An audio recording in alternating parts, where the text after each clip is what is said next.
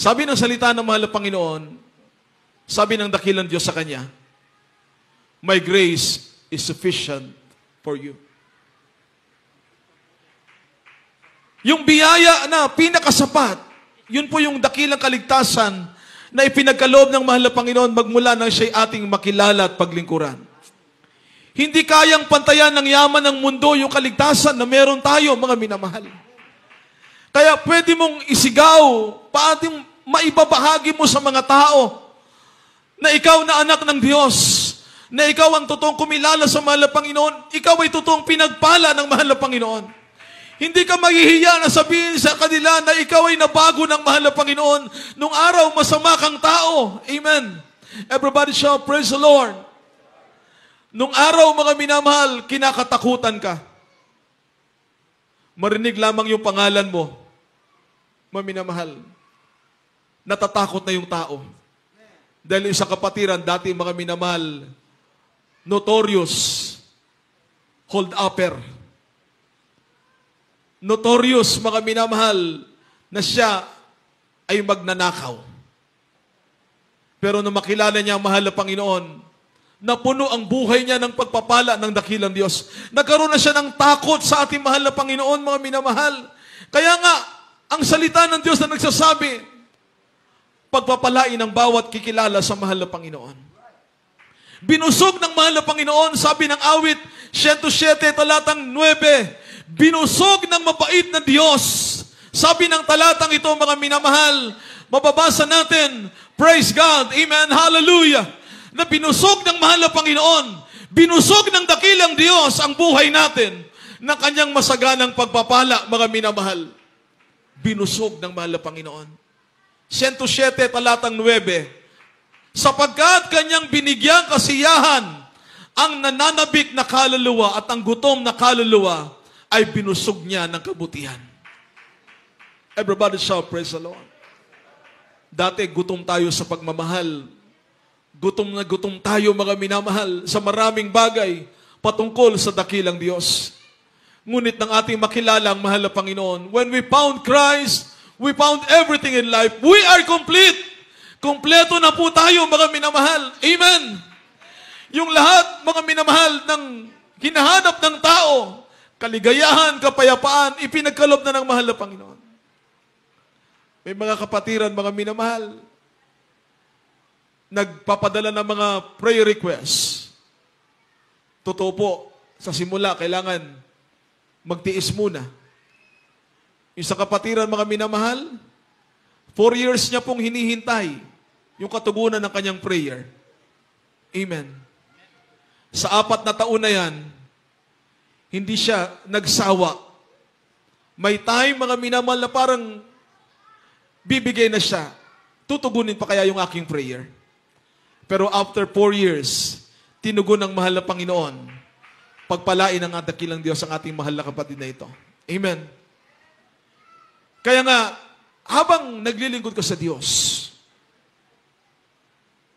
kinakailangan masatisfied tayo kung anong meron po sa atin. Masaya tayo kung anong meron sa atin. Amen. Sabi ng 1 Timothy chapter 6, verses 6 to verse 8. Praise God. Amen. Ito po ang sinasabi sa unang Timoteo, kabanatang 6 at ang talata ay 6 hanggang 8. Datapat ang kabanalan na may kasiyahan ay malaking kapakinabangan. Sapagkat wala tayong dinalang anuman sa sanlibutan at wala rin naman tayong mailabas na anuman. 8. Ngunit kung tayo'y may pagkain at pananamit, ay masisiyan na tayo doon. Amen. Everybody shout, praise the Lord. Everybody shout, amen. Masaya po ba tayo kung anong meron sa atin ngayon? Sumigaw tayo ng malakas na praise the Lord. Masaya po ba tayo, mga minamahal? Amen. Praise the Lord. Alam niyo po, mga minamahal, malaki talagang blessing na natutunan po natin na masiyahan kung anong meron po tayo. That's a great blessing from the Lord. Being content for everything what we have. 1 Timothy chapter 6, verse 6. After verse 8. But godliness with contentment is great gain. For we brought nothing into this world, and it is certain we can carry nothing out. And having food and raiment, let us be therewith content. Yung kabanalang mula sa Diyos. Tingnan niyo po. Dati mga minamahal, iba yung pamumuhay natin. Malayo tayo sa direksyon na ninanais sa mahal na Panginoon sapagkat nagkanya-kanya tayo. Kanya-kanyang buhay. Buhay makasanlibutan, buhay makasalanan.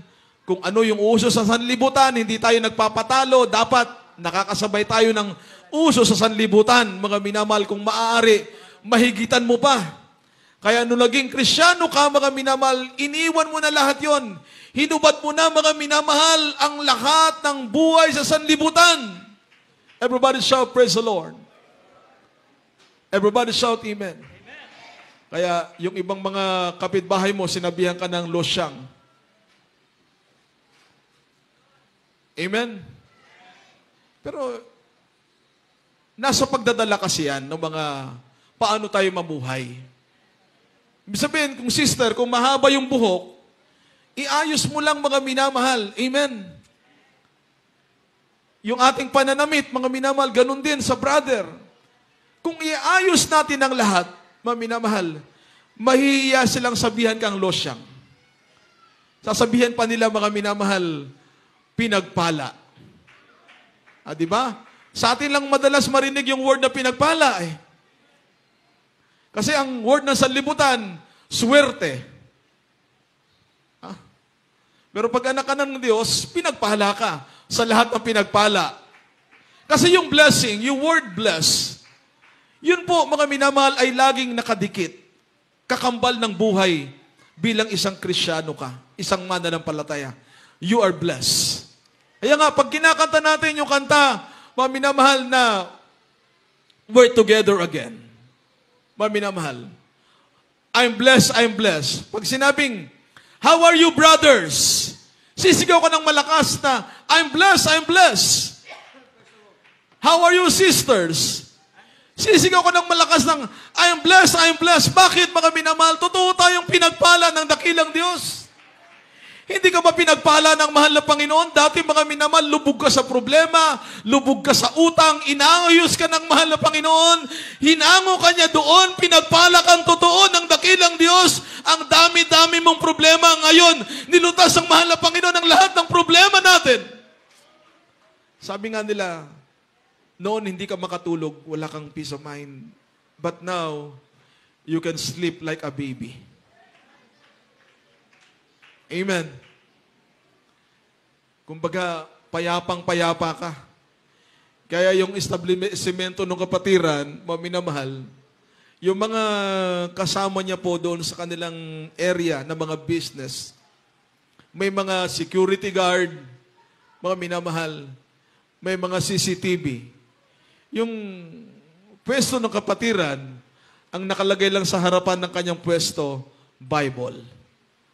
At ang sabi ng kanyang mga kaibigan doon sa mga kalapit niya pwesto, bakit wala ka ritong CCTV? Bakit wala kang security guard? Ang sabi niya, ang nagbabantay sa akin, ang makapangyarihang Diyos at ang mga anghel ng mahal na Panginoon. Amen? Amen?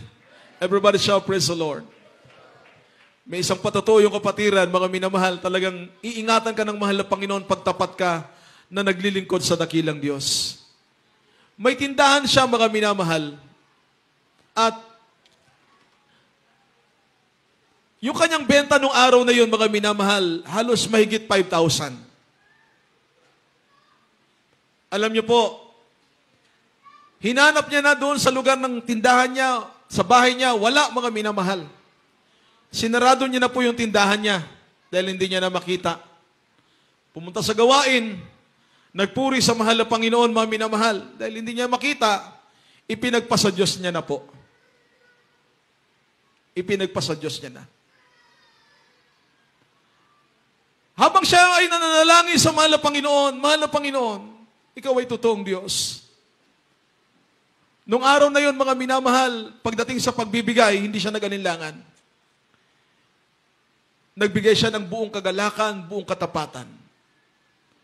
Alam niyo po mga minamahal, nung bubuksan niya po yung kanyang tindahan, kinabukasan, after ng kanyang pagdalo sa gawain, pagbukas niya mga minamahal, yung kanyang hinahanap-hanap na matagal,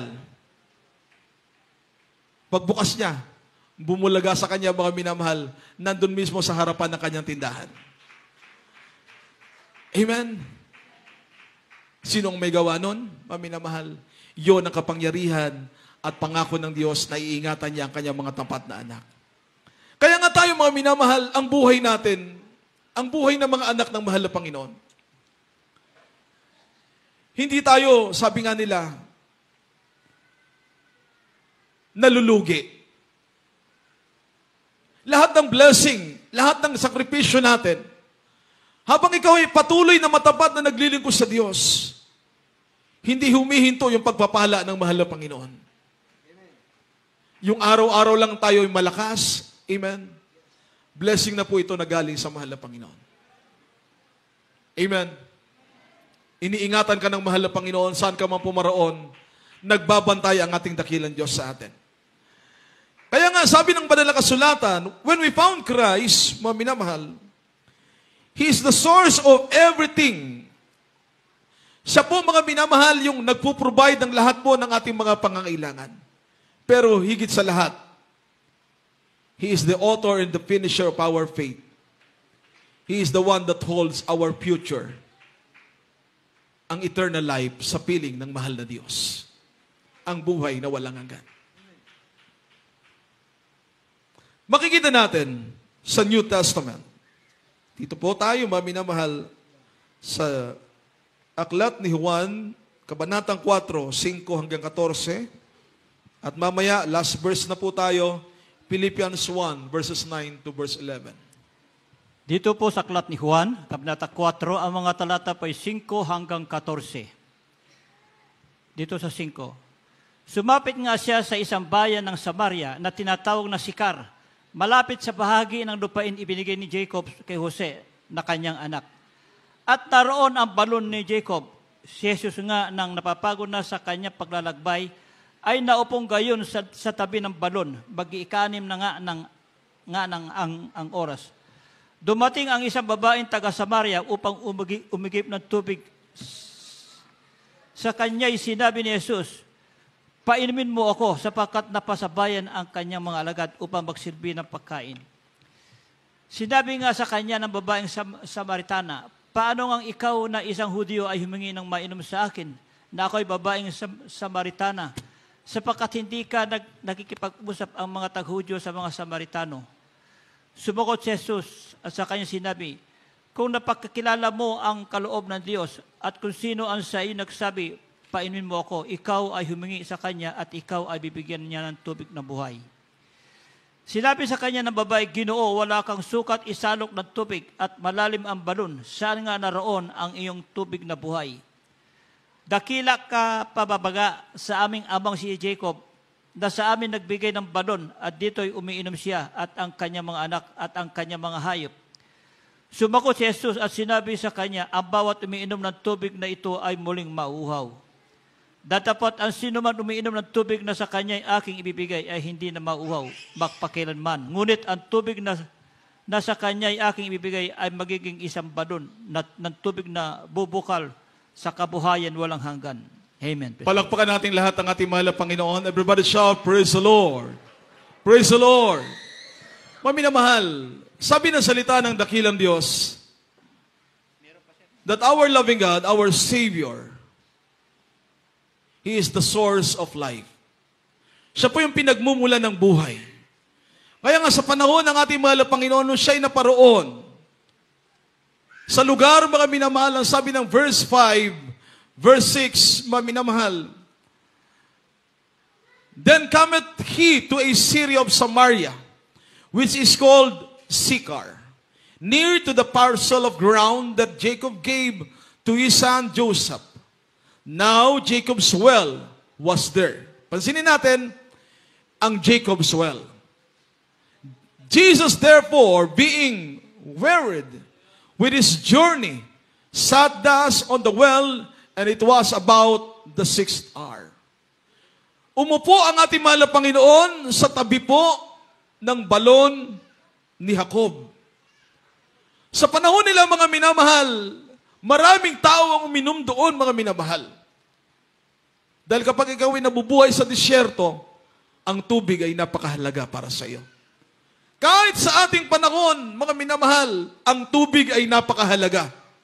Kaya nga kahit malayo ang pinanggalingan po nila, nag-iigi po sila doon sa balon ni Jacob, Jacob's well. Pero sabi ng mahal na Panginoon, isang araw, habang umiigi po yung babaeng Samaritana, sabi ng mahal na Panginoon, bigyan mo ako ng tubig. Painumin mo ako ng tubig.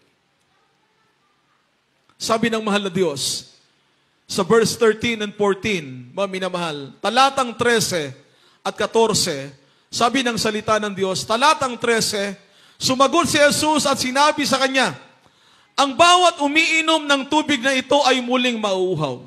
Tingnan niyo po, lahat ng umiinom doon sa balon ni Jacob ay mauuhaw. Datapwat ang sino mang uminom ng tubig na sa kanya ay aking ibibigay, ay hindi mauuhaw magpakailanman. Ngunit ang tubig na sa kanya ay aking ibibigay, ay magiging isang balon ng tubig na bubukal sa kabuhayang walang hanggan. Palakpakan nating lahat ang ating mahal na Panginoon. Everybody shout, praise the Lord. Lahat ng uminom doon sa Jacob's well, muling nauhaw. Kaya nga ang sabi ng mahal na Panginoon, if anyone, mga minamahal, sabi ng verse 13 and verse 14, mga minamahal, sabi ng verse 14, sabi ng Word of God, praise the Lord, hallelujah. Verse 14 tayo, mga minamahal.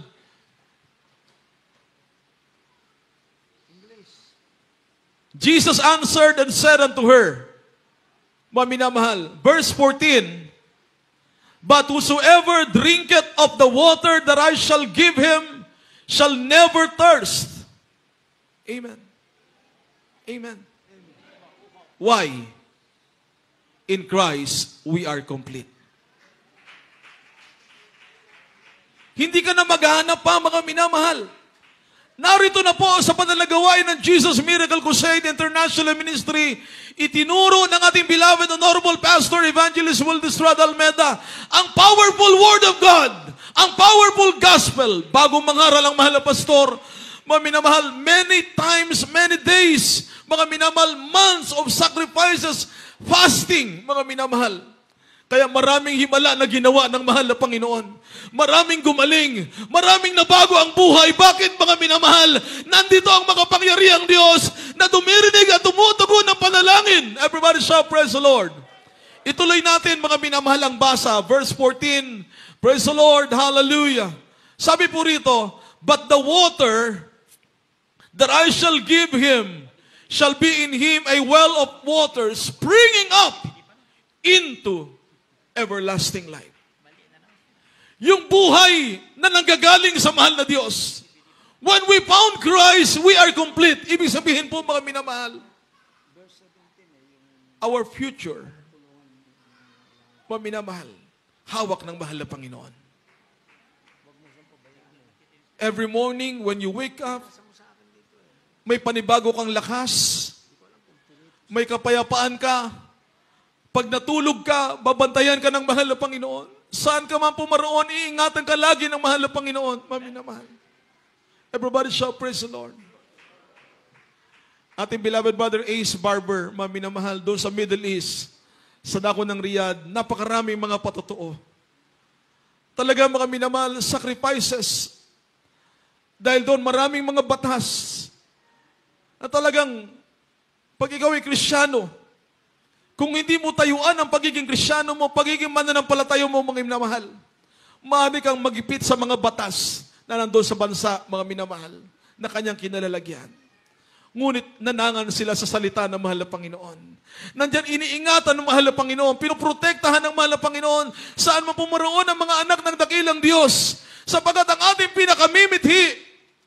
pinakamimithi natin, ay ang totoong langit sa piling ng mahal na Panginoon.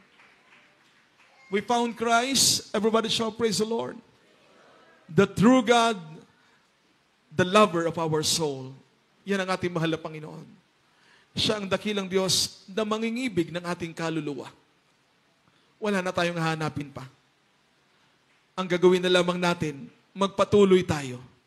Magpakalakas. Manangan sa salita ng mahal na Panginoon, mamuhay na may kabanalan, maging tapat sa lahat ng bagay, magpagamit sa mahal na Panginoon. Amen! Everybody shout, praise the Lord! Salamat sa mahal na Panginoon. Salamat na kilala natin ang totoong Diyos. Hindi mababayaran ng yaman ng mundo. Hindi mapapantayan ng anumang material na bagay sa mundo ang pagkakilala natin sa mahal na Panginoon. He lives in our hearts. Amen. Nakatira ang mahal na Panginoon sa pinto ng ating mga puso. Nananahan ng mahal na Panginoon sa tuwi-tuwi na. Ito ang ating kagalakan, kasiyahan, mga minamahal. Hindi tayo kailanman iniwan at pinabayaan ng ating mahal na Panginoon. Umawi tayo sa ating dakilang Diyos. Praise the Lord. Mga minamahal. Magpasalamat tayo sa mahal na Panginoon.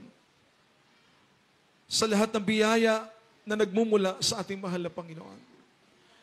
Sa lahat ng ating nakamtan, sa lahat-lahat ng pagpapala, gabay at patnubay ng ating dakilang Diyos sa ating pong lahat. Awitan natin ng ating mahal na Panginoon.